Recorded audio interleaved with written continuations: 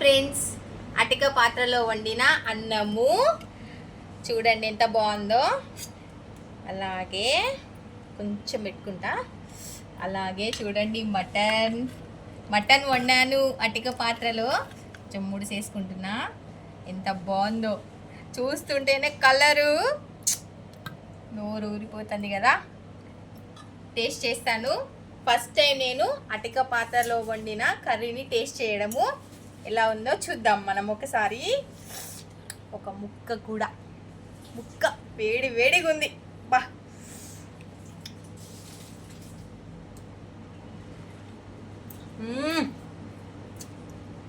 బా ఎంత బాగుందో అసలు.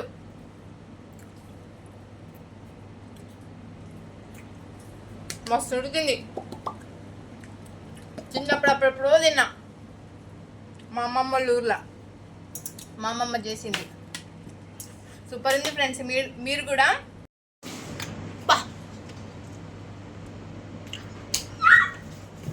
సూపర్.